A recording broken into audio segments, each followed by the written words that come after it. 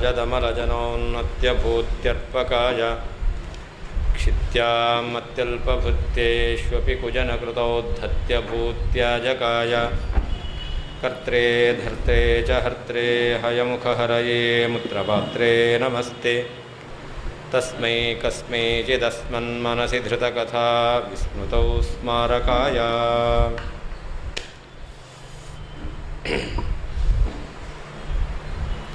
पूर्वेदं पूर्वता भावे तदव्यवहितोत्तरे क्षण एवं परं यत् स्यात् तस्येदं पूर्वता कथं मत्स्यस्यानादितायां च मत्स्यस्यानादितायां न किं पूर्वस्याप्यनादिता ಹೇಳ್ತಾರೆ. ಯಾವ ಮೊದಲನೆಯದಕ್ಕೆ ಇದಂ ಪೂರ್ವತ್ವ ಇಲ್ಲ, ಅಂದರೆ ಇದು ಮೊದಲು ಎಂಬತಕ್ಕಂತಹ ಆ ಕ್ರಮ ಮೊದಲನೇದಕ್ಕೆ ಇಲ್ಲ ಅಂತಾದರೆ ಅನಂತರದಕ್ಕೆ ಇದಂ ಪೂರ್ವತ್ವ ಎಂಬತಕ್ಕಂಥದ್ದು ಬರಲಿಕ್ಕೆ ಹೇಗೆ ಸಾಧ್ಯ ಅಂತ ಇದಕ್ಕೊಂದು ಉದಾಹರಣೆ ಕೊಡ್ತಾರೆ, ದೃಷ್ಟಾಂತ ಕೊಡ್ತಾರೆ. ಮತ್ಸ್ಯ, ಕೂರ್ಮ, ವರಾಹ, ನಾರಸಿಂಹ ಅಂತ ಹೇಳ್ತಾರೆ. ಇದರಲ್ಲಿ ಮತ್ಸ್ಯಾವತಾರ ಎಂಬತಕ್ಕಂಥದ್ದಕ್ಕೆ ಆದಿತ್ವ ಇಲ್ಲ. ಮತ್ಸ್ಯಾವತಾರ ಇದಂ ಪ್ರಥಮತೆಯ ಸ್ವೀಕಾರ ಮಾಡಿದ್ದಲ್ಲ. ಯಾಕೆ? ಅನಾದಿ ಕಾಲದಿಂದ ಮತ್ಸ್ಯರೂಪ ಎಂಬತಕ್ಕಂಥದ್ದು ಇದೆ. ಯಾವಾಗ ಮತ್ಸ್ಯರೂಪ ಎಂಬತಕ್ಕಂಥದ್ದು ಅನಾದಿ ಅಂತಾಯಿತು, ಆಗ ಕೂರ್ಮರೂಪವು ಏನಾಯಿತು? ಅನಾದಿ ಅಂತಲೇ ಆಯಿತು. ಹೀಗೆ ಯಾವುದಕ್ಕೆ ಇದಂ ಪ್ರಥಮತ ಎಂಬತಕ್ಕಂಥದ್ದಿಲ್ಲವೋ ಆಗ ಅದರ ಅನಂತರದಕ್ಕೂ ಕೂಡ ಇದಂ ಪ್ರಥಮತ ಅಂತಿರೋದಿಲ್ಲ. ಅದರಿಂದ ಮೊದಲನೆಯ ವರ್ಣ ಎಂಬತಕ್ಕಂಥದ್ದು ಅನಾದಿಯಾಗಿದೆ ಅಂತಾದರೆ ಆಗ ಎರಡನೆಯ ವರ್ಣವೂ ಕೂಡ ಅನಾದಿ ಅಂತಲೇ ಆಗಬೇಕು.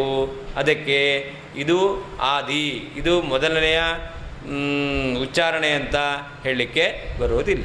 ಅದನ್ನ ವೇದಗಳಲ್ಲಿ ವರ್ಣಗಳಲ್ಲಿ ಮೊದಲನೇ ವರ್ಣ ಎಂಬತಕ್ಕಂಥದ್ದು ಅನಾದಿ ಅಂತ ಹೇಳಿದ್ರಿಂದ ಎರಡನೇ ವರ್ಣವು ಕೂಡ ಅನಾದಿಯೇ ಆಗಿದೆ. ಅದಕ್ಕೆ ಉದಾಹರಣೆ ಕೊಟ್ಟಿದ್ದು ಭಗವಂತನ 10 ಅವತಾರ. 10 ಅವತಾರಗಳಲ್ಲಿ ಎಲ್ಲ ಅವತಾರಗಳು ಅನಾದಿಯೇ. ಅದು ನಾವೇನು ಹೇಳ್ತೇವೆ? ಮೊದಲು ಮತ್ಸ್ಯಾವತಾರ, ಅನಂತರ ಕೂರ್ಮಾವತಾರ ಅಂತ ಹೇಳ್ತೇವೆ. ಆ ಮತ್ಸ್ಯಾವತಾರ ಅನಾದಿ ಹೇಗೋ ಹಾಗೆ ಕೂರ್ಮಾವತಾರವೂ ಕೂಡ ಅನಾದಿಯೇ ಆಗಿದೆ. ಹಾಗೆ ವರ್ಣಗಳಲ್ಲಿಯೂ ಕೂಡ ಕ್ರಮ ಎಂಬತಕ್ಕಂಥದ್ದು ಅನಾದಿಯಾದದ್ದು. ದ್ವಿತೀಯಾದಿ ವರ್ಣಕ್ರಮವೂ ಕೂಡ ಅನಾದಿ ಎಂಬುದಾಗಿ ತಿಳಿಯಬೇಕು. ಪೂರ್ವೇದಂ ಪೂರ್ವತಾ ಭಾವೆ, ಪೂರ್ವವರ್ಣಕ್ಕೆ ಉತ್ಪತ್ತಿ ಇಲ್ಲದೇನೆ ಇಲ್ಲ, ಆದ್ದರಿಂದ ಇದು ಮೊದಲು ಎಂಬತಕ್ಕಂಥದ್ದು ಅಂತ ಹೇಳಲಿಕ್ಕೆ ಬರೋದಿಲ್ಲ ಅಂತಾದರೆ ತದವ್ಯವಹಿತ ಉತ್ತರೆ, ಅದಕ್ಕಿಂತ ಅನಂತರದ ಕ್ಷಣದಲ್ಲಿಯೂ ಕೂಡ ಏವಂ ಇದೇ ರೀತಿಯಲ್ಲಿ ಪರಂ ಯತ್ ಸ್ಯಾತ್ ಉಚ್ಚಾರ ಮಾಡತಕ್ಕಂತಹ ಕ್ರಮವನ್ನು ಇಟ್ಟುಕೊಂಡು ಪರತ್ವ ಎಂಬತಕ್ಕಂಥದ್ದು ಹೇಳಬೇಕಾಗುತ್ತದೆ. ಆದ್ದರಿಂದ ಕಥಂ ಹೇಗೆ ಇದಂ ಪೂರ್ವತ ಎರಡನೇ ವರ್ಣಕ್ಕೆ ಪರವರ್ಣಕ್ಕೆ ಇದೇ ಮೊದಲನೆಯದ್ದು ಎಂಬುದಾಗಿ ಹೇಳಲಿಕ್ಕೆ ಸಾಧ್ಯ. ಮತ್ಸ್ಯಾವತಾರಕ್ಕೆ ಅನಾದಿತಾಯಾಂ ಅನಾದಿತ್ವ ಇದೆ ಎಂಬುದಾಗಿ ಹೇಳುವುದಾದರೆ ಕೂರ್ಮಸ್ಯಾಪಿ ಕೂರ್ಮಾವತಾರಕ್ಕೂ ಕೂಡ ಅನಾದಿತ ಕಿಮ್ನ ಅನಾದಿತ್ವ ಇಲ್ಲವೇನು? ಇದ್ದೇ ಇದೆ. ಪೂರ್ವೇದಂ ಪೂರ್ವತಾ ಭಾವೆ, ಪೂರ್ವವರ್ಣಕ್ಕೆ ಉತ್ಪತ್ತಿ ಇಲ್ಲದೇ ಇರುವುದರಿಂದ ಇದಂ ಪೂರ್ವತ್ವ ಎಂಬತಕ್ಕಂಥದ್ದು ಇಲ್ಲ ಅಂತಾದರೆ ತದವ್ಯವಹಿತ ಉತ್ತರೆ ಕ್ಷಣೇ ಏವ ಪರಂ ಯತ್ ಸ್ಯಾತ್, ಆ ಉತ್ತರ ವರ್ಣದಲ್ಲಿ ಉಚ್ಚಾರ ಮಾಡತಕ್ಕಂತಹ ಯಾವ ಎರಡನೆಯ ಅಕ್ಷರ ಎಂಬತಕ್ಕಂಥದ್ದಿದೆ ಅದಕ್ಕೂ ಕೂಡ ಇದಂ ಪೂರ್ವತಾ ಇದೇ ಮೊದಲನೇದಾಗಿ ಉಚ್ಚಾರ ಮಾಡಲ್ಪಟ್ಟದ್ದು ಎಂಬುದಾಗಿ ಕಥಂ ಹೇಗೆ ಸಾಧ್ಯ? ಮತ್ಸ್ಯಾವತಾರಕ್ಕೆ ಅನಾದಿತಾಯಾಂ ಅನಾದಿತ್ವ ಇದೆ ಎಂಬ ಪಕ್ಷದಲ್ಲಿ ಕೂರ್ಮಸ್ಯಾಪಿ ಕೂರ್ಮಾವತಾರಕ್ಕೂ ಅನಾದಿತ ಕಿಂ ನ ಅನಾದಿತ್ವ ಇಲ್ಲವೇನು? ಇದ್ದೇ ಇದೆ.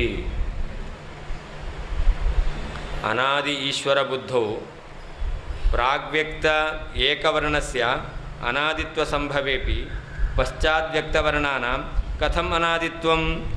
ಅನಾದಿತ್ವ ಪಶ್ಚಾತ್ತನಯೋಃ ವಿರೋಧಾದ್ ಇತ್ಯತಃ ಪೂರ್ವೇತಿ ಅಂತ ಹೇಳ್ತಾರೆ. ಅನಾದಿಯಾದ ಭಗವಂತನ ಬುದ್ಧಿಯಲ್ಲಿ ಮೊದಲು ಯಾವುದು ವಿಶೀಕರಿಸಲ್ಪಟ್ಟಿದೆಯೋ ಅದು ಮೊದಲನೆಯ ವರ್ಣ ಅಂತ ಹೇಳೋದು ಅಂತಾದರೆ, ಅದು ಅನಾದಿಯಾಗಿದೆ ಅಂತ ಹೇಳೋದು ಅಂತಾದರೆ, ಎರಡನೇ ವರ್ಣ ಇದೆಯಲ್ಲ ಅದು ಅನಾದಿ ಆಗಲಿಕ್ಕೆ ಸಾಧ್ಯ ಇಲ್ಲ.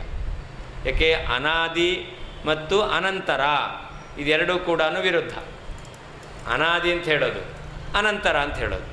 ಹಾಗಾದರೆ ಅನಂತರ ಅಂದರೆ ಏನರ್ಥ? ಇದು ಆದಿ ಅಲ್ಲ ಅಂತಾಯಿತು. ಇವನು ಅನಂತರ ಬಂದ ಅಂದರೆ ಫಸ್ಟ್ ಬರಲಿಲ್ಲ ಅಂತ ಅರ್ಥ ತಾನೆ. ಹಾಗಾದರೆ ಅನಾದಿ ಅಂತಂದರೆ ಅದಕ್ಕೆ ಆದಿ ಇಲ್ಲ ಅಂತ. ಆದರೆ ಇದು ಪಶ್ಚಾತ್ ಅಂದರೆ ಅನಂತರ. ಹಾಗಾದರೆ ಅನಂತರ ಅಂದರೆ ಒಂದು ಆದಿ ಇದೆ ಅಂತಾಯಿತು. ಹಾಗಿರಬೇಕಾದ್ರೆ ಅನಾದಿತ್ವ ಮತ್ತು ಪಶ್ಚಾತ್ತನತ್ವ, ಅನಂತರತ್ವ ಇದೆಯಲ್ಲ, ಇದು ಪರಸ್ಪರ ವಿರುದ್ಧವಾಗಿರ್ತಕ್ಕಂಥದ್ದು. ಆದ್ದರಿಂದ ಯಾವುದು ಭಗವಂತನ ಬುದ್ಧಿಯಲ್ಲಿ ಇದಂ ಪ್ರಥಮತೆಯ ವಿಶೀಕರಿಸಲ್ಪಟ್ಟಿದೆಯೋ ಅದನ್ನು ನೀವು ಅನಾದಿ ಅಂತ ಒಂದು ವರ್ಣಕ್ಕೆ ಒಪ್ಪಿದರೂ ಕೂಡ ಉಳಿದ ವರ್ಣಗಳಿಗೆ ಅನಾದಿತ್ವ ಹೇಳಲಿಕ್ಕೆ ಬರೋದಿಲ್ಲ ಅಂತ ಪ್ರಶ್ನೆ ಬಂದರೆ ಅದಕ್ಕೆ ಉತ್ತರವನ್ನು ಕೊಡ್ತಾರೆ. ಅನಾದಿತ್ವ ಪಶ್ಚಾತ್ತನತ್ವಯೋ ವಿರೋಧಾತ್, ಅನಾದಿತ್ವ ಮತ್ತು ಅನಂತರತ್ವ, ಪಶ್ಚಾತ್ತನತ್ವ ಅಂತಂದರೆ ಅನಂತರತ್ವ, ಇವುಗಳಿಗೆ ವಿರೋಧ ಇದೆ ಅಂತಂದರೆ ಅದಕ್ಕೆ ಹೇಳ್ತಾರೆ ಪೂರ್ವ ಇತಿ. ಪೂರ್ವವರ್ಣಸ್ಯ ಇದಂ ಪೂರ್ವತಾಭಾವೇ ತಸ್ಮಾತ್ ಪೂರ್ವವರ್ಣಾತ್ ಅವ್ಯವಹಿತ ಉತ್ತರಕ್ಷಣ ಏವ ಪರಂ ಉತ್ತರಂ ಯದ್ ವರ್ಣಾದಿಕಂ ಸ್ಯಾತ್ ತಸ್ಯ ಇದಂ ಪೂರ್ವತ ಕಥಂ. ಮೊದಲನೆಯ ವರ್ಣಕ್ಕೆ ಇದಂ ಪೂರ್ವತ್ವ ಇಲ್ಲ, ಅಂದರೆ ಇದಂ ಪ್ರಥಮತೆಯ ಅದು ಉಚ್ಚರಿತವಾದದ್ದು ಎಂಬುದಾಗಿ ಹೇಳಲಿಕ್ಕೆ ಬರಲ್ಲ ಅಂತಾದರೆ, ತಸ್ಮಾತ್ ಪೂರ್ವವರ್ಣಾದ್ ಅವ್ಯವಹಿತ ಉತ್ತರಕ್ಷಣೆ ಏವ ಪರಂ ಅಂದರೆ ಉತ್ತರಂ ಅಂತರ್ಥ. ಆ ಪೂರ್ವವರ್ಣದ ಅವ್ಯವಹಿತ ಉತ್ತರ ಕ್ಷಣದಲ್ಲಿ ಯಾವ ವರ್ಣ ಎಂಬತಕ್ಕಂಥದ್ದಿದೆಯೋ ಅದಕ್ಕೂ ಕೂಡ ಇದಂ ಪೂರ್ವತ, ಇದಂ ಪ್ರಥಮತೆಯ ಉಚ್ಚರಿತತ್ವ ಎಂಬತಕ್ಕಂಥದ್ದು ಕಥಂ ನ ಕಥಂಚಿತ್, ಯಾವ ರೀತಿಯಿಂದಲೂ ಕೂಡ ಹೇಳಲಿಕ್ಕೆ ಬರೋದಿಲ್ಲ. ಇದಮುಕ್ತಂ ಭವತಿ. ಒಟ್ಟು ತಾತ್ಪರ್ಯ ಏನು ಅದನ್ನು ಹೇಳ್ತಾರೆ. ಪದಂ ಉಚ್ಚಾರಯನ್ ಹಿ ತತ್ಪದಸ್ಥ ಪೂರ್ವ ವರ್ಣಾತ್ ಅವ್ಯವಧಾನೇನ ಉತ್ತರಂ ವರ್ಣಂ ಉಚ್ಚಾರಯದೇವ.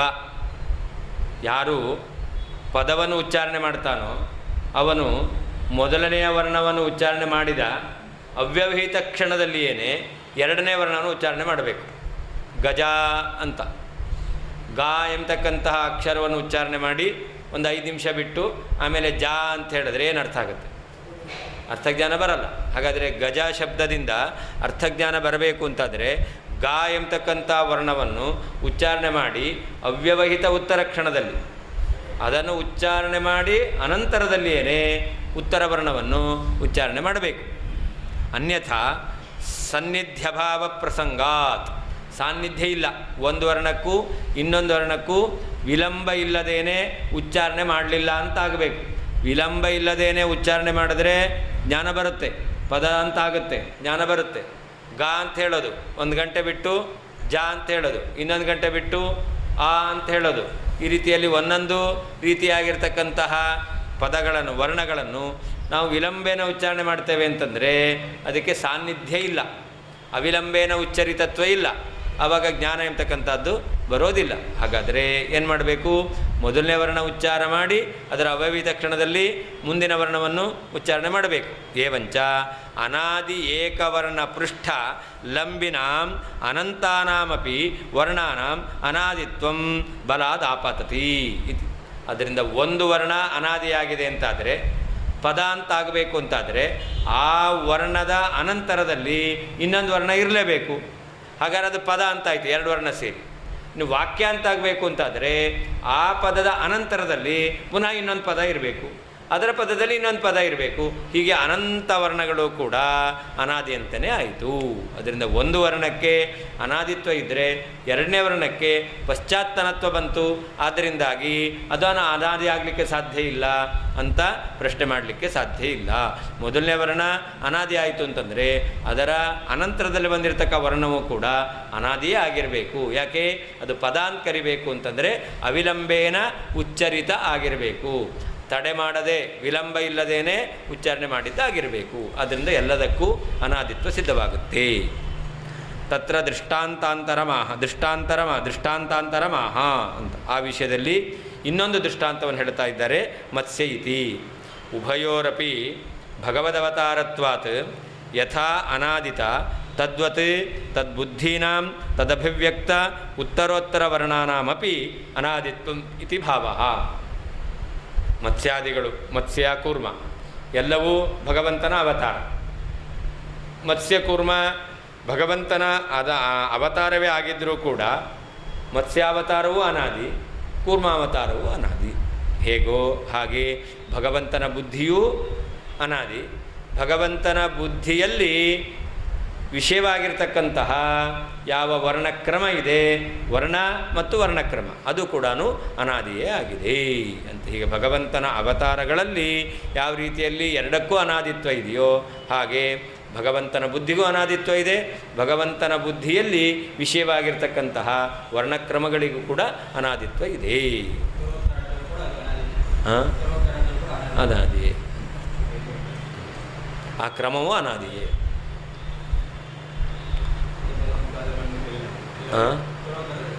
ಇದ್ರೂ ಕೂಡ ಅನಾದಿಯೇ ಅಂತ. ಅದೇ ಮತ್ಸ್ಯ ಕೂರ್ಮ ವರಾಹ ನಾರಸಿಂಹ ಈ ಕ್ರಮ ಇದೆ, ಆದರೆ ಎಲ್ಲವೂ ಅನಾದಿ. ಅಂದರೆ ಮತ್ಸ್ಯ ಅನಾದಿ ಅಲ್ಲ, ಅಥವಾ ಕೂರ್ಮ ಅನಾದಿ ಅಲ್ಲ, ಮತ್ಸ್ಯ ಮಾತ್ರ ಅನಾದಿ ಅಂತ ಹೇಳ್ತಾರಾ? ಇಲ್ಲ, ಮತ್ಸ್ಯವೂ ಅನಾದಿ, ಕೂರ್ಮವೂ ಅನಾದಿ. ಹಾಗೆ ಎಲ್ಲ ವರ್ಣಗಳು ಕೂಡ ಅನಾದಿಯೇ ಆಗಿದ್ದಾವೆ. ಉತ್ತರೋತ್ತರತ್ವ ಇರ್ಬೋದು, ಆದರೂ ಅನಾದಿತ್ವ ಕೊಡುತ್ತೆ.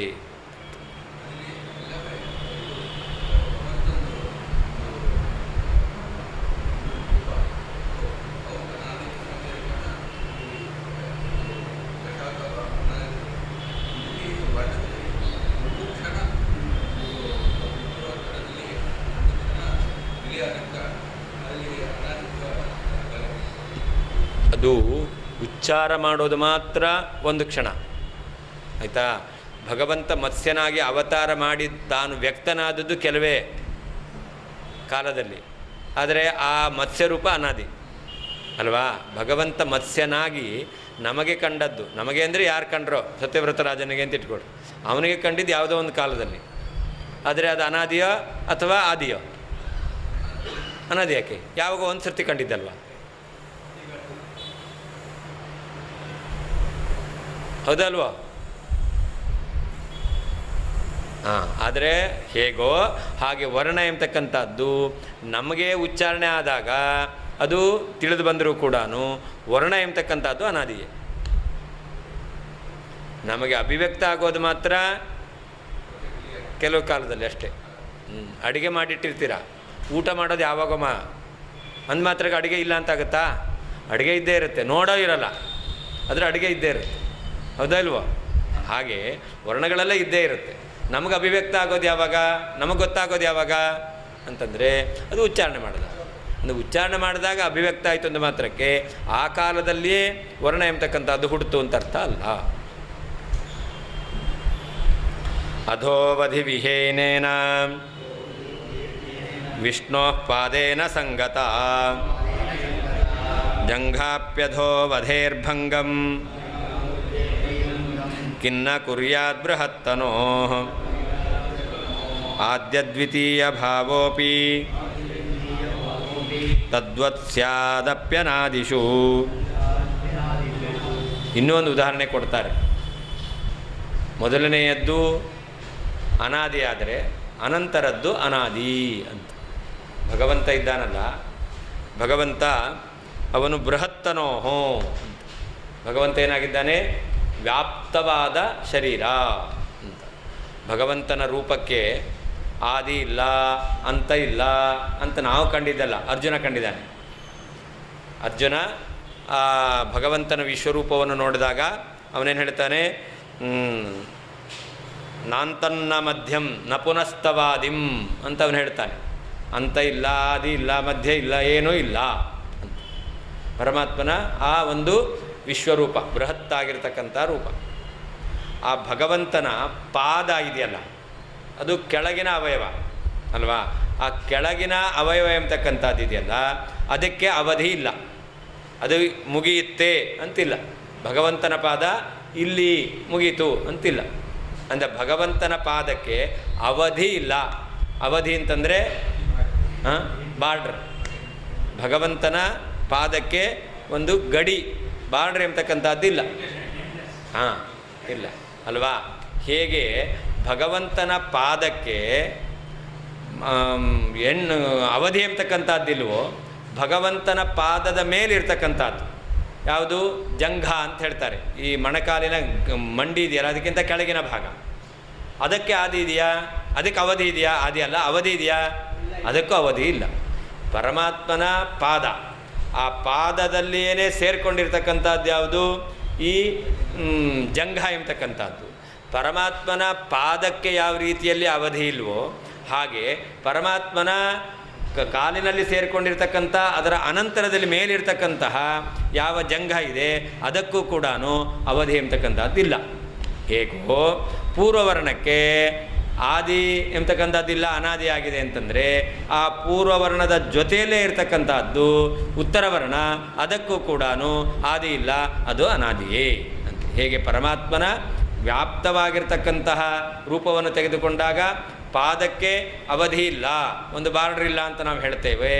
ಆ ಪಾದದ ಜೊತೆಯಲ್ಲಿ ಸೇರಿಕೊಂಡಿರ್ತಕ್ಕಂತಹ ಪರಮಾತ್ಮನ ಆ ಜಂಘ ಎಂಬತಕ್ಕಂಥ ಅವಯವಕ್ಕೂ ಕೂಡ ಅವಧಿ, ಬಾರ್ಡ್ರ್ ಎಂಬತಕ್ಕಂಥದ್ದು ಹೇಗಿಲ್ಲವೋ, ಹಾಗೆ ಮೊದಲನೇ ವರ್ಣ ಎಂಬತಕ್ಕಂಥದ್ದು ಅನಾದಿಯಾಗಿದೆ ಅಂತಂದರೆ, ಆ ಮೊದಲನೇ ವರ್ಣೆಯ ಜೊತೆಯಲ್ಲೇ ಇರತಕ್ಕಂತಹ ಇನ್ನೊಂದು ವರ್ಣವೂ ಕೂಡ ಅನಾದಿಯೇ ಆಗಿದೆ. ಅದಕ್ಕೆ ಹೇಳ್ತಾರೆ ಆದ್ಯ ದ್ವಿತೀಯ ಭಾವೋ. ಇದು ಮೊದಲನೇದು, ಇದು ಎರಡನೇದು ಎಂಬತಕ್ಕಂತಹ ಈ ರೀತಿಯಲ್ಲಿ ನಾವು ವರ್ಣಗಳಲ್ಲಿ ಏನು ಹೇಳ್ತಾ ಇದ್ದೇವೆ, ಅದು ಕೂಡ ಅನಾದಿಯಾಗಿರ್ತಕ್ಕಂಥ ವರ್ಣದಲ್ಲಿ ಇದು ಮೊದಲನೇದು, ಇದು ಅನಂತರದ್ದು ಅಂತ ನಾವು ಹೇಳ್ತೇವೆ. ಭಗವಂತನ ಪಾದ, ಪಾದದ ಮೇಲೆ ನಾವು ಮೊಣಕಾಲು, ಮೊಣಕಾಲದ ಮೇಲೆ ಮಂಡಿ, ಆ ಮಂಡಿ ಮೇಲೆ ಆಮೇಲೆ ತೊಡೆ ಅಂತ ಹೇಳ್ತೇವೆ. ಆದರೆ ಈ ಕ್ರಮ ಇದೆಯೋ ಇಲ್ವೋ? ಆದರೆ ಪರಮಾತ್ಮನ ಕಾಲು, ಮೊಣಕಾಲು, ಮಂಡಿ, ಊರು ಎಲ್ಲವೂ ಕೂಡ ಏನಾಗಿದೆ? ಅದು ಯಾವ ರೀತಿಯಾಗಿರ್ತಕ್ಕಂತಹ ಮಿತಿ ಉಳ್ಳದ್ದಲ್ಲ, ಎಲ್ಲವೂ ಕೂಡ ಅದು ವ್ಯಾಪ್ತವೇ ಆಗಿದೆ. ವ್ಯಾಪ್ತವಾಗಿದ್ದರೂ ಕೂಡ ಅದರಲ್ಲಿ ನಾವು ಯಾವ ರೀತಿಯಲ್ಲಿ ಅದಾದ ಮೇಲೆ ಇದು ಅಂತ ಕ್ರಮವನ್ನು ಹೇಳ್ತೇವೋ, ಹಾಗೆ ವರ್ಣ ಎಂಬತಕ್ಕಂಥದ್ರಲ್ಲೂ ಕೂಡ ಇದು ಆದ ನಂತರ ಈ ವರ್ಣ ಎಂಬುದಾಗಿ ಹೇಳಲಿಕ್ಕೆ ಬರುತ್ತೆ. ಅಧೋವಧಿ ವಿಹೀನೇನ, ಕೆಳಗಿನ ಭಾಗ ಎಂಬತಕ್ಕಂತಹ ಅವಧಿ ಇಲ್ಲದೇ ಇರತಕ್ಕಂತಹ ವಿಷ್ಣೋ ಪರಮಾತ್ಮನ ಪಾದೇನ ಸಂಗತ, ಪಾದದಿಂದ ಹೊಂದಿಕೊಂಡಿರುವಂತಹ ಬೃಹತ್ತನೋ ವಿಶ್ವರೂಪಿಯಾಗಿರ್ತಕ್ಕಂತಹ ಪರಮಾತ್ಮನ ಜಂಘಾಪಿ, ಮಂಡಿಯ ಕೆಳಭಾಗಿರು, ಮೊಣಕಾಲಿನ ಕೆಳಭಾಗ, ಅದು ಮೊಣಕಾಲು ನಾವು ಹೇಳ್ತೇವಲ್ಲ, ಅದು ಮಂಡಿಗಿಂತ ಕೆಳಭಾಗ, ಆ ಭಾಗವೂ ಕೂಡ ಅಧೋವಧೇಹೇ ಭಂಗಂ, ಕೆಳಗಿನ ಅವಧಿ ಎಂಬತಕ್ಕಂಥದ್ದಕ್ಕೆ ಭಂಗಂ ನ ಕುರ್ಯಾತ್ ಕಿಂ, ಅದು ಭಂಗ ಉಂಟು ಮಾಡುತ್ತದೇನು? ಮಾಡುವುದಿಲ್ಲ. ತದ್ವತ್, ಅದೇ ರೀತಿಯಲ್ಲಿ ಅನಾದಿಷು, ಅನಾದಿಯಾಗಿರ್ತಕ್ಕಂತಹ ವರ್ಣಗಳಲ್ಲಿಯೂ ಕೂಡ ಆದ್ಯ ದ್ವಿತೀಯ ಭಾವೋಪಿ, ಇದು ಮೊದಲನೇದು, ಇದು ಎರಡನೇದು ಎಂಬತಕ್ಕಂತಹ ಈ ಕ್ರಮ ಎಂಬತಕ್ಕಂತಹದ್ದು ಸ್ಯಾತ್, ಉಂಟಾಗುತ್ತದೆ. ಅಧೋವಧಿ ವಿಹೀನೇನ, ಕೆಳಭಾಗ ಎಂಬತಕ್ಕಂತಹ ಅವಧಿ ಇಲ್ಲದೇ ಇರುವಂತಹ ವಿಷ್ಣೋ ಪರಮಾತ್ಮನ ಪಾದೇನ ಸಂಗತ, ಪಾದದಿಂದ ಹೊಂದಿಕೊಂಡಿರುವಂತಹ ಬೃಹತ್ತನೋ ವಿಶ್ವರೂಪಿಯಾಗಿರ್ತಕ್ಕಂತಹ ಪರಮಾತ್ಮನ ಜಂಘಾಪಿ, ಗಂಟಿನ ಕೆಳಭಾಗ ಎಂಬತಕ್ಕಂಥದ್ದು ಕೂಡ ಅಧೋವಧೇಹೇ ಭಂಗಂ ನ ಕುರ್ಯಾತ್ ಕಿಂ, ಕೆಳಭಾಗದ ಅವಧಿ ಎಂಬತಕ್ಕಂಥದ್ದು ಇಲ್ಲ ಎಂಬತಕ್ಕಂಥದ್ದಕ್ಕೆ ಭಂಗವನ್ನು, ಅವಧಿ ಇದೆ ಎಂಬತಕ್ಕಂಥದ್ದಕ್ಕೆ ಭಂಗವನ್ನು ಉಂಟು ಮಾಡುವುದಿಲ್ಲೇನು? ಉಂಟು ಮಾಡುತ್ತದೆ. ತದ್ವತ್, ಅದೇ ರೀತಿಯಾಗಿ ವರ್ಣ ಅನಾದಿಷು, ಅನಾದಿಯಾಗಿರ್ತಕ್ಕಂತಹ ವರ್ಣಗಳಲ್ಲಿ ಆದ್ಯದ್ವಿತೀಯ ಭಾವೋಪಿ, ಇದು ಮೊದಲನೆಯದು, ಇದು ಎರಡನೇದು ಎಂಬತಕ್ಕಂಥ ಕ್ರಮವೂ ಕೂಡ ಸ್ಯಾತ್ ಉಂಟಾಗುತ್ತದೆ.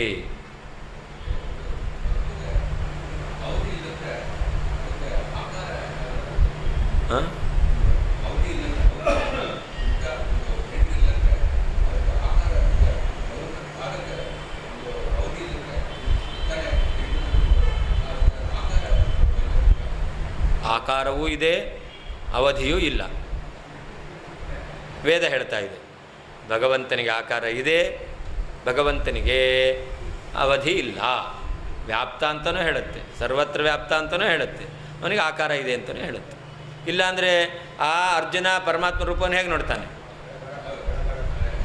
ಪರಮಾತ್ಮನ ರೂಪ ನೋಡ್ದ? ಹಾಂ, ಇಲ್ಲ, ಅವಧಿ ಇಲ್ಲದೇ ಇದ್ದ ರೂಪ ನೋಡಿದ್ದವನು, ವಿಶ್ವರೂಪ ನೋಡಿದ್ದು. ವಿಶ್ವರೂಪ ಅವಧಿ ಇರೋದಾ?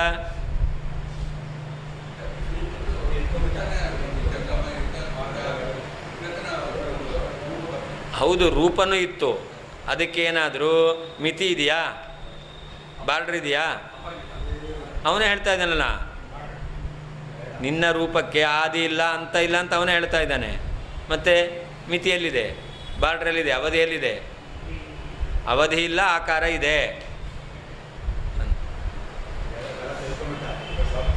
ಹಾಂ, ಅದೇ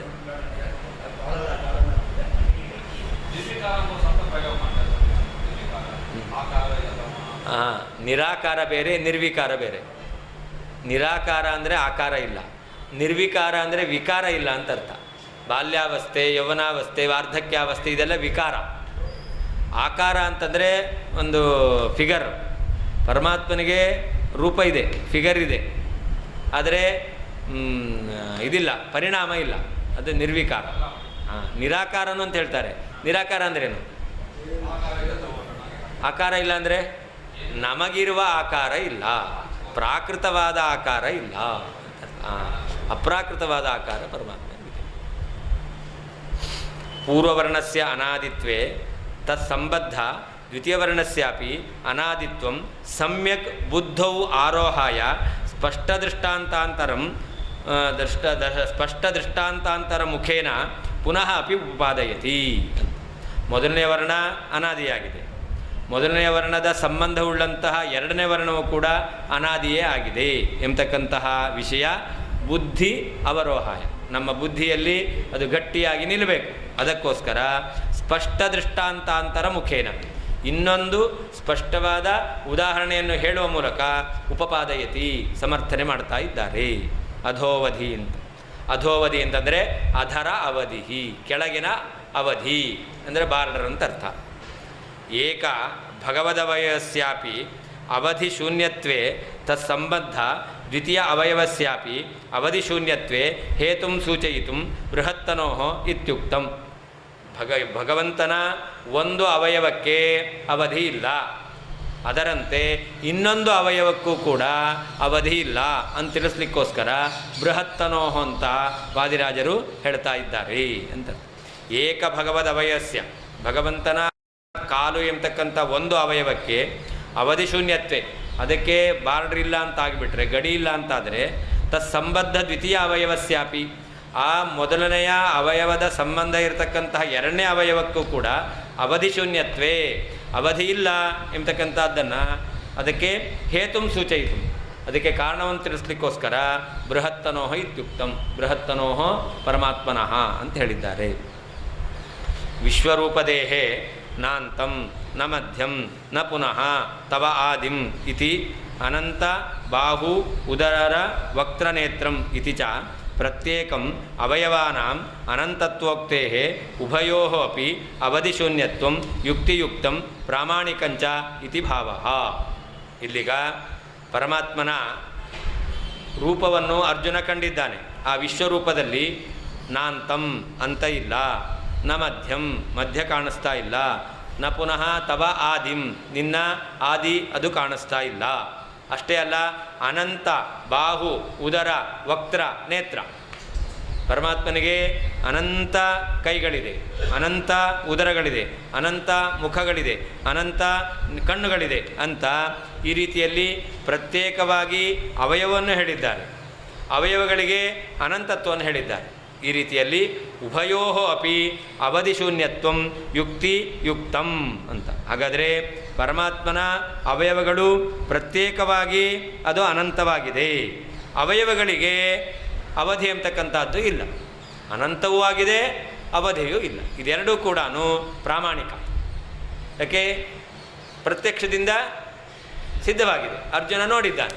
ಅದರಿಂದಾಗಿ ಯುಕ್ತಿಯುಕ್ತಂ ಪ್ರಾಮಾಣಿಕಂಚ, ಅದು ಯುಕ್ತಿಯುಕ್ತವೂ ಆಗಿದೆ ಪ್ರಮಾಣ ಸಿದ್ಧವೂ ಆಗಿದೆ. ಯದ್ಯಪಿ ಸಿಸೃಕ್ಷಾ ಸಂಜಿಹೀರ್ಷಾದೀನಾಂ ಇವ ಏಕವ್ಯಕ್ತಿಕಾಲೇ ಅನ್ಯವ್ಯಕ್ತೇಃ ಶಕ್ತ್ಯಾತ್ಮನ ವಿದ್ಯಮಾನತ್ವೇನ ಅನಾದಿತ್ವಂ ನಿರ್ವೋಢುಂ ಶಕ್ಯಂ ತಥಾಪಿ ಉಕ್ತಯುಕ್ತ್ಯ ಉಭಯೋರಪಿ ವ್ಯಕ್ತೌ ಚ ಅನಾದಿತ್ವಲಾಭೆ ಕಿಂ ತೇನ ಇತಿ ಇದಮೇವ ಉಕ್ತಂ. ನೋಡಿ, ಭಗವಂತನ ಸೃಷ್ಟಿ ಮಾಡಬೇಕು ಅಂತ ಇಚ್ಛೆ, ಭಗವಂತನ ಸಂಹಾರ ಮಾಡಬೇಕು ಎಂಬತಕ್ಕಂಥ ಇಚ್ಛೆ. ಈಗ ಭಗವಂತ ಜೀವರನ್ನೇನು ಮಾಡ್ತಾ ಇದ್ದಾನೆ?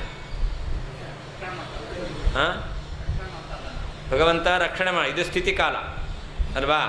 ಈ ಸ್ಥಿತಿಕಾಲದಲ್ಲಿ ಭಗವಂತನಿಗೆ ಸೃಷ್ಟಿ ಮಾಡಬೇಕು ಅಂತ ಇಚ್ಛೆ ಇದೆಯೋ ಇಲ್ವೋ? ಆದಿಕಾಲದಲ್ಲಿ ಜಗತ್ತನ್ನು ಸೃಷ್ಟಿ ಮಾಡಬೇಕು ಎಂಬತಕ್ಕಂಥ ಇಚ್ಛೆ ಇತ್ತಲ್ಲ, ಆ ಸೃಷ್ಟಿ ಎಂಬತಕ್ಕಂಥದ್ದು, ಆ ಇಚ್ಛೆ ಎಂಬತಕ್ಕಂಥದ್ದು ಈಗ ಇದೆಯೋ ಇಲ್ವೋ? ಇದೆ.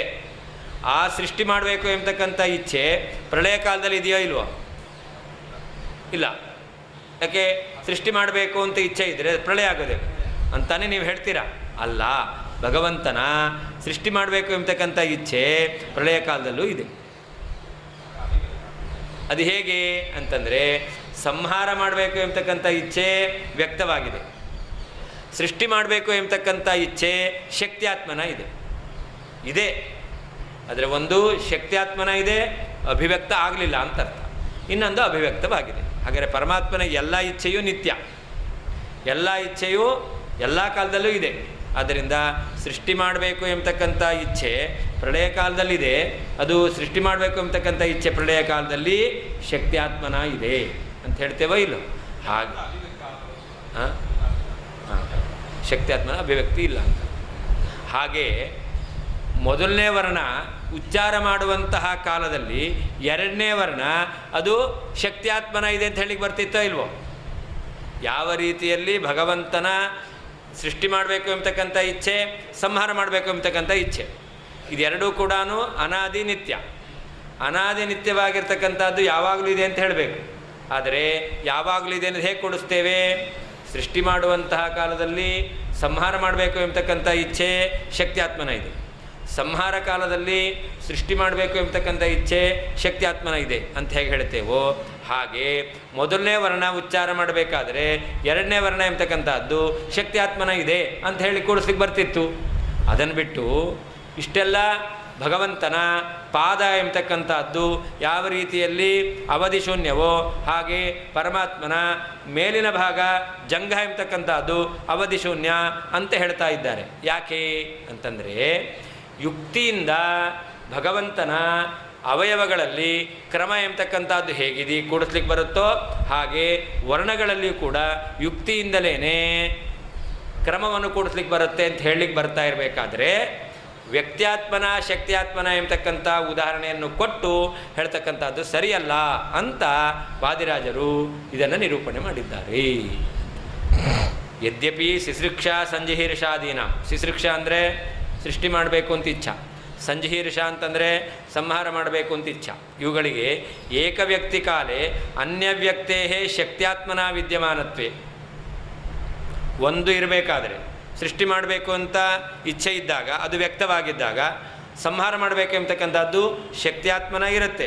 ಆದ್ದರಿಂದ ಅನಾದಿತ್ವಂ ನಿರ್ವೋಢುಂ ಶಕ್ಯಂ, ಎರಡೂ ಕೂಡ ಅನಾದಿ ಅಂತ ಹೇಳಲಿಕ್ಕೆ ಬರುತ್ತೆ. ತಥಾಪಿ ಉಕ್ತಯುಕ್ತ್ಯ, ನಾವು ಹೇಳಿರ್ತಕ್ಕಂತಹ ಪರಮಾತ್ಮನ ಪಾದಸಂಗತವಾದ ಇನ್ನೊಂದು ಅವಯ ಎಂಬತಕ್ಕಂಥದ್ದು ಕೂಡ ಅನಾದಿ ಎಂಬುದಾಗಿ ಅದಕ್ಕೆ ಅವಧಿ ಇಲ್ಲ ಎಂಬತಕ್ಕಂಥದ್ದು ಹೇಗೆ ಕೂಡುತ್ತೋ ಎಂಬತಕ್ಕಂತಹ ಉದಾಹರಣೆಯಿಂದ ವ್ಯಕ್ತೌಚ ಅನಾದಿತ್ವ ಲಾಭೆ ಕಿಂತೇನ, ವ್ಯಕ್ತಿಯಲ್ಲಿ ಅಂದರೆ ವರ್ಣಗಳಲ್ಲಿ ಅನಾದಿತ್ವ ಎಂಬತಕ್ಕಂಥದ್ದು ಹೇಳಲಿಕ್ಕೆ ಬರ್ತಾ ಇರಬೇಕಾದ್ರೆ ಶಕ್ತ್ಯಾತ್ಮನ ಅಂತ ಯಾಕೆ ಹೇಳಬೇಕು ಅಂತ ಅದನ್ನು ಹೇಳದೇನೆ ಈ ಉದಾಹರಣೆಯನ್ನು ಕೊಟ್ಟಿದ್ದಾರೆ. ಅನಾದಿತ್ವೇ ವರ್ಣಾನಾಂ ಕಥಂ ಪೌರ್ವಾಪರ್ಯಂ ಇತ್ಯತಃ ಉಕ್ತನ್ಯಾಯಾದೇವ ಇತ್ಯಾಹ ಆದ್ಯ ಇತಿ ಅಂತ. ಅನಾದಿ ಆಗಿದ್ದರೂ ಕೂಡ ವರ್ಣಗಳಲ್ಲಿ ಮೊದಲನೇದು ಎರಡನೇದು ಎಂಬತಕ್ಕಂತಹ ಕ್ರಮ ಹೇಗೆ ಅಂತಂದರೆ ಉಕ್ತನ್ಯಾಯಾದೇವ. ಪರಮಾತ್ಮನ ಪಾದದಲ್ಲಿ ಪಾದ ಅನಂತರ ಜಂಘ ಎಂಬುದಾಗಿ ಹೇಳ್ತೇವೆ, ಎಲ್ಲವೂ ಅನಾದಿ. ಹೇಗೋ ಅದೇ ರೀತಿಯಲ್ಲಿ ವರ್ಣ ಅನಾದಿಗಾದರೂ ಕೂಡ ಅದರಲ್ಲಿ ಮೊದಲನೇ ವರ್ಣ ಎರಡನೇ ವರ್ಣ ಎಂಬುದಾಗಿ ಕ್ರಮ ಎಂಬತಕ್ಕಂಥದ್ದು ಕೂಡುತ್ತೆ. ತದ್ವತ್ ಭಗವದವ ಅವಯವವತ್ ತತ್ ಅವತಾರವದ್ವಾ ಅಂತ ಅರ್ಥ.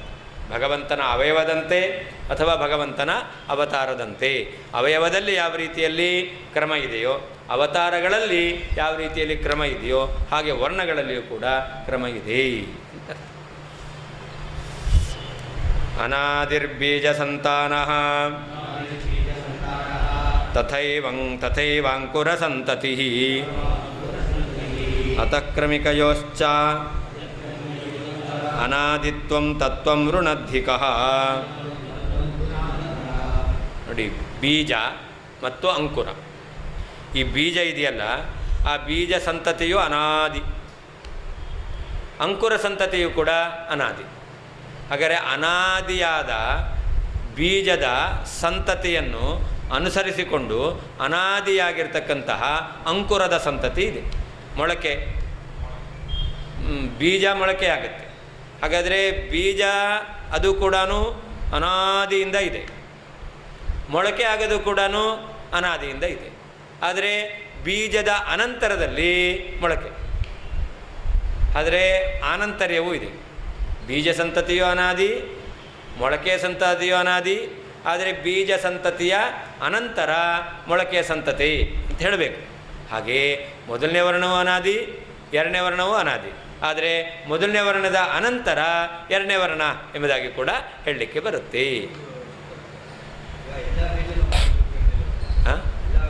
ಯಾವ ಬೀಜ ಬರುತ್ತೋ ಅದನ್ನು ತಗೊಳ್ಳಿ. ನಾವು ಎಲ್ಲ ಬೀಜವೂ ಕೂಡ ಮೊಳಕೆ ಬರುತ್ತೆ ಅಂತ ಹೇಳ್ತಾ ಇಲ್ಲ. ಅದಕ್ಕೆ ಬೀಜ ಮತ್ತು ಅಂಕುರ, ಬೀಜದ ಸಂತತಿ ಮತ್ತು ಅಂಕುರದ ಸಂತತಿ. ಮಾವಿನ ಹಣ್ಣಿನ ಬೀಜದ ಸಂತತಿ, ಮಾವಿನ ಹಣ್ಣಿನ ಅಂಕುರದ ಸಂತತಿ ಅನಾದಿ. ಯಾವ ಬೀಜ ಮೊಳಕೆ ಆಗಲ್ಲ? ಯಾವ ಬೀಜ ಮೊಳಕೆ ಆಗಲ್ಲ? ನೀವು ಹೇಳಿದ್ರಲ್ಲ ಬೀಜ ಮೊಳಕೆ ಆಗಲ್ಲ, ಯಾವುದು?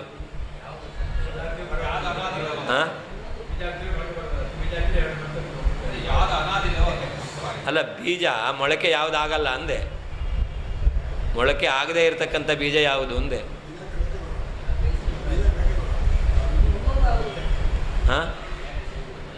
ಯಾವುದಾಗಲ್ಲ? ಅದು ಅದಕ್ಕೆ ಬೇರೆ ಇದಿದೆ, ಪ್ರತಿಬಂಧಕ ಇದೆ ಅದು. ಅದರಿಂದಾಗಿ ಅದು ಮೊಳಕೆ ಆಗಲ್ಲ. ಮೊಳಕೆ ಆಗದೇ ಇರತಕ್ಕಂಥ ಬೀಜ ಯಾವುದಿದೆ? ನೀವು ಹೇಳಿದ್ರಲ್ಲ, ಹೌದು, ಇಲ್ಲವೇ ಇಲ್ಲ. ಅದು ಜೊಳ್ಳಾಗಿದ್ದರೆ ಅದು ಬೀಜವೇ ಅಲ್ಲ. ಅದು ಈಗ ಭತ್ತದಲ್ಲಿ ಒಳಗಡೆ ಅಕ್ಕಿಯೇ ಇರಲ್ಲ, ಅಂಥ ಭತ್ತ ಇರುತ್ತೆ. ಅದನ್ನು ಭೂಮಿಯಲ್ಲಿ ಹಾಕಿದ್ರೆ ಬರಲ್ಲ, ಅದು ಭತ್ತವೇ ಅಲ್ಲ. ಅದು ಅದನ್ನು ಜೊಳ್ಳು ಅಂತ ಕರೀತಾರೆ. ಅದೆಲ್ಲ ಇರಲಿ, ಕಾರಣಗಳ ಸಾಮಗ್ರಿಗಳಿರಲಿ, ಅದೇನು ಸಮಸ್ಯೆ ಇಲ್ಲ. ಬೀಜ ಮೊಳಕೆ, ಬೀಜವೂ ಅದು ಅನಾದಿ ಸಂತತಿ ಇದೆ, ಮೊಳಕೆಯದ್ದು ಅನಾದಿ ಸಂತತಿ ಇದೆ. ಆದರೆ ಬೀಜದ ಸಂತತಿಯ ಅನಂತರ ಮೊಳಕೆಯ ಸಂತತಿ. ಬೀಜ ಮೊದಲ ಅಂಕುರ ಮೊದಲ ಹೇಳಲಿಕ್ಕೆ ಬರಲ್ಲ. ಬೀಜ ಮೊದಲಾದರೆ ಬೀಜ ಎಲ್ಲಿಂದ ಬಂತು?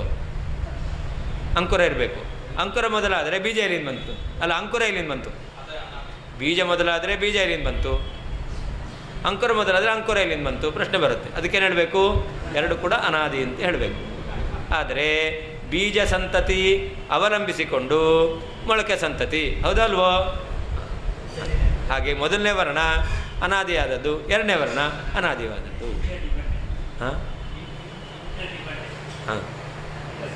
ಅಲ್ಲ, ಡಿಪೆಂಡೆಂಟೇ ಇದೆಲ್ಲ. ಯಾವುದು? ಮೊಳಕೆ ಬೀಜವನ್ನು ಅವಲಂಬಿಸಿದೆ. ಹೌದು. ಆದರೆ ಒಪ್ಪಬೇಕು ಅದನ್ನು. ಒಂದು ಇನ್ನೊಂದನ್ನು ಅವಲಂಬಿಸಿದೆ ಅಂತಂದರೂ ಕೂಡ ಒಪ್ಪಲೇಬೇಕು, ಪ್ರಮಾಣ ಸಿದ್ಧವಾದದ್ದು. ಹಾಂ ಹಾಂ ಇಲ್ಲ. ಬೀಜ ಸಂತಾನೋಪಿ, ಭೂಮಿಯಲ್ಲಿ ಬಿತ್ತುವ ಬೀಜಗಳ ಸಂತಾನವು ಅನಾದಿಯಾಗಿದೆ. ತಥೈವ ಹಾಗೆಯೇ ಅಂಕುರ ಸಂತತಿರಪಿ, ಬೀಜದಿಂದ ಹುಟ್ಟುವಂತಹ ಮೊಳಕೆಯ ಸಂತಾನವೂ ಕೂಡ ಅನಾದಿಯೇ ಆಗಿದೆ. ಅತಃ ಆದ್ದರಿಂದ ಕ್ರಮಿಕಯೋ ಬೀಜ ಮತ್ತು ಅನಂತರ ಅಂಕುರ ಎಂಬುದಾಗಿ ಕ್ರಮವನ್ನು ಹೊಂದಿರತಕ್ಕಂತಹ ಇವೆರಡರ ಅನಾದಿತ್ವವು ತತ್ವಂ ಯಥಾರ್ಥವಾದದ್ದು ಎಂಬತಕ್ಕಂಥದ್ದನ್ನು ಕಹ ಯಾರು ಋಣದ್ಧಿ ತಡೆಯಲು ಸಾಧ್ಯ. ಬೀಜ ಸಂತಾನ ಅಪಿ ಅನಾದಿ, ಭೂಮಿಯಲ್ಲಿ ಬಿತ್ತುವಂತಹ ಬೀಜಗಳ ಸಂತಾನವು ಅನಾದಿಯಾಗಿದೆ. ತಥೈವ ಹಾಗೆಯೇ ಅಂಕುರ ಸಂತತಿ ಅಪಿ, ಬೀಜದಿಂದ ಹುಟ್ಟುವಂತಹ ಮೊಳಕೆಯ ಸಂತತಿಯು ಕೂಡ ಅನಾದಿಯಾಗಿದೆ. ಅತಃ ಆದ್ದರಿಂದ ಕ್ರಮಿಕಯೋ ಬೀಜ ಅನಂತರ ಮೊಳಕೆ ಎಂಬತಕ್ಕಂತಹ ಕ್ರಮವನ್ನು ಹೊಂದಿರತಕ್ಕಂತಹ ಇವೆರಡರ ಅನಾದಿತ್ವ ಎಂಬತಕ್ಕಂತಹ ತತ್ವಂ ಯಥಾರ್ಥವಾದದ್ದನ್ನು ಕಹರುಣದ್ಧಿ ಯಾರು ತಾನೇ ತಡಿಲಿಕ್ಕೆ ಸಾಧ್ಯ. ಅದು ಯಾವ ರೀತಿಯಲ್ಲಿ ಯಥಾರ್ಥವಾದದ್ದು ಕ್ರಮ ಎಂಬತಕ್ಕಂಥದ್ದು ಇದೆಯೋ, ಅನಾದಿತ್ವವೂ ಇದೆಯೋ, ಹಾಗೆ ವರ್ಣಗಳಲ್ಲಿ ಅನಾದಿತ್ವವೂ ಇದೆ, ಕ್ರಮವೂ ಇದೆ. ಅನಾದಿಷು ಪೌರ್ವಾಪರ್ಯಂ ಲೌಕಿಕರೀತ್ಯ ಅಪಿ ಉಪಪಾದಯತಿ, ಲೋಕರೀತ್ಯ ಅಪಿ ಉಪಪಾದಯತಿ. ಅನಾದಿಯಾಗಿದ್ದರೂ ಒಂದು ಅನಂತರ ಎಂಬತಕ್ಕಂತಹ ಈ ಕ್ರಮವನ್ನು ಲೋಕದ ದೃಷ್ಟಿಯಿಂದಲೂ ಕೂಡ ಸಮರ್ಥನೆ ಮಾಡಲಿಕ್ಕೆ ಬರುತ್ತೆ ಅಂತ ಹೇಳ್ತಾ ಇದ್ದಾರೆ. ಅನಾದಿ ರೀತಿ ಬೀಜ ಸಂತಾನೋಪಿ ಅನಾದಿ ಇಟ್ಕೊಳ್ಬೇಕದನ್ನು. ಅನಾದಿ ಬೀಜ ಸಂತಾನ ಅಂದರೆ ಏನರ್ಥ? ಬೀಜ ಸಂತಾನ ಅಪಿ ಅನಾದಿ. ಹಾಗೆ ಅಲ್ಲ, ಬೀಜ ಅಂದರೆ ಇದು ಸೀಡ್. ಸಂತಾನ ಅಂತಂದರೆ ಏನು, ಸಂತತಿ ಅಂದರೆ ಒಂದಾದ್ರ ಮೇಲೆ ಒಂದಾದ. ಈ ಬೀಜಗಳ ಸಮೂಹ ಅಂತ. ಸಂತಾನ ಅಂದರೆ ಒಂದಾದ ಮೇಲೆ ಒಂದು ಅಂತ ಅರ್ಥ. ಅದು ಅನಾದಿ. ಅನಂತರ ಬೀಜದಿಂದ ಮೊಳಕೆ. ಬೀಜ ಸಂತಾನ ಅಂತಂದರೆ ಒಂದರ ನಂತರ ಒಂದು ಬರ್ತಕ್ಕಂಥದ್ದು. ಅದೇ ಈಗ ಮಾವಿನ ಬೀಜ, ಅದರಿಂದ ಮರ ಹುಟ್ಟಾಕಿದ್ರಿ, ಮೊಳಕೆ ಬಂತು, ಪುನಃ ಬೀಜ ಹುಡ್ತು, ಪುನಃ ಅದರಿಂದ ಹಣ್ಣಾಯಿತು, ಪುನಃ ಬೀಜ ಬಂತು, ಪುನಃ ಅದನ್ನು ಹುಟ್ಟಾಕಿದ್ರಿ, ಇದನ್ನು ಸಂತಾನ ಅಂತ ಕರೀತಾರೆ. ನಿರಂತರವಾಗಿರ್ತಕ್ಕಂಥದ್ದು ಅದನ್ನು ಸಂತಾನ ಅಂತ ಹೇಳೋದು. ಅಂಕುರ ಸಂತತಿರಪಿ, ಅಂಕುರ ಸಂತತಿಯು ಕೂಡ ತಥೈವ ಅಂದರೆ ಅನಾದಿರೇವ ಅಂತ ಅರ್ಥ. ತಥಾಪಿ ತಯೋ ಯಥಾ ಪೌರ್ವಾಪರ್ಯಂ ಅಂತ, ಅವುಗಳಲ್ಲಿ ಇದು ಮೊದಲನೇದು, ಇದು ಅನಂತರ. ಏನಂದರೆ ಅಂಕುರ ಸಂತತೇ ಬೀಜ ಸಂತತಿ ಉತ್ತರಕಾಲೀನತ್ವಾತ್ ಅಂತ. ಯಾವತ್ತೂ ಅಂಕುರ ಎಂಬತಕ್ಕಂಥದ್ದು ಬೀಜದ ಅನಂತರದಲ್ಲಿದೆ. ಹಾಗಾದರೆ ಬೀಜ ಸಂತತಿಯ ಅನಂತರ ಅಂಕುರ ಸಂತತಿ ಎಂಬತಕ್ಕಂಥದ್ದು ತದ್ವತ್, ಅದೇ ರೀತಿಯಲ್ಲಿ ಪ್ರಕೃತೇಪಿ ಇತಿ ಭಾವ, ಪ್ರಕೃತದಲ್ಲಿಯೂ ಕೂಡ ಅದೇ ರೀತಿಯಲ್ಲಿ. ಅಂದರೆ ಅನಾದಿತ್ವಂ ತತ್ವಂ, ಅನಾದಿತ್ವಾಖ್ಯ ತತ್ವಂ ಅಂತ. ಅನಾದಿತ್ವಂ ತತ್ವಂ ಅಂತಿದೆ. ಅನಾದಿತ್ವ ಎಂಬತಕ್ಕಂತಹ ತತ್ವ ಅಂದರೆ ಯಥಾರ್ಥ. ಅನಾದಿತ್ವ ಇದೆ, ಅದು ಯಥಾರ್ಥವಾದದ್ದು ಎಂಬತಕ್ಕಂಥದ್ದನ್ನು ಕಹರುಣದ್ದಿ ಯಾರು ತಡಿತಾನೆ? ವರ್ಣಗಳಲ್ಲಿ ಅನಾದಿತ್ವವನ್ನು ಒಪ್ಪಬೇಕು, ಅದು ಯಥಾರ್ಥವೂ ಆಗಿದೆ. ಕ್ರಮ ಅನಾದಿತ್ವವೂ ಇದೆ, ಕ್ರಮವೂ ಇದೆ. ಅದನ್ನು ತಡಿಲಿಕ್ಕೆ ಯಾರಿಂದಲೂ ಸಾಧ್ಯ ಇಲ್ಲ ಅಂತ. ಶ್ರೀಕೃಷ್ಣಾರ್ಪಣವಸ್ತು. ಮಧ್ಯಾಹ್ನ 2:30